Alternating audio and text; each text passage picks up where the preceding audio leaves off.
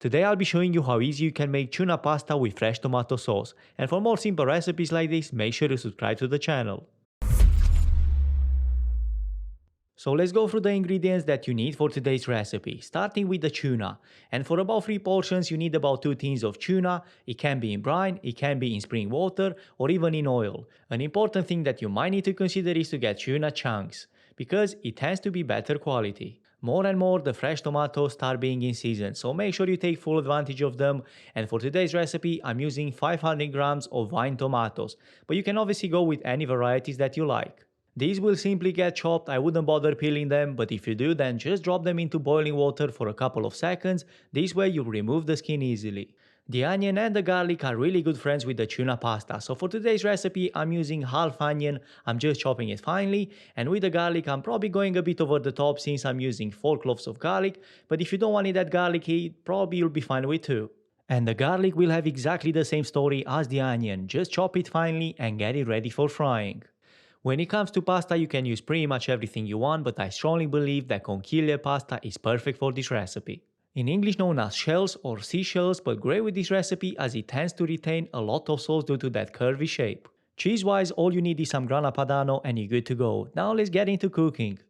Set a pan on medium-high heat and add a good amount of extra virgin olive oil. About 4 or 5 tablespoons will do the job, and after that drop in the onion and the garlic we prepared earlier. Now cook the onion and the garlic until they start getting some color. After that go in with the chopped tomatoes. Now when it comes to seasoning I'm gonna go simple. A quarter of teaspoon of salt, a good pinch of black pepper, and a pinch of chili flakes, but you can obviously consider dry oregano or dry basil if you want to. Continue cooking the tomatoes and make sure you stir in from time to time, it shouldn't take you longer than 5 minutes, and after that you can go in with the tuna. But once you add the tuna, just bring the sauce to the boil, make sure it's at the right temperature and take it off the heat.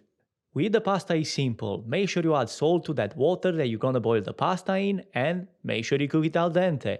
It shouldn't take you longer than 10 minutes. When you drain the pasta, make sure you keep some of that pasta water just in case you need to adjust the consistency of your sauce. After getting everything on the heat, bring the sauce to the boil. Now make sure the pasta and the sauce get well combined.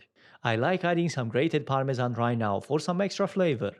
Now cook this for another 2 or 3 minutes or until some of the sauce gets well absorbed into the pasta. And if it gets a bit too dry, just add some of that pasta water in order to adjust the sauce. After cooking, serve immediately, grating some parmesan in there. You can also add some basil leaves if you want to, and a touch of extra virgin olive oil. And if you enjoyed this video, make sure to give it a thumbs up and check the crock pot bolognese pasta that's on the screen right now. I'll see you in the next one.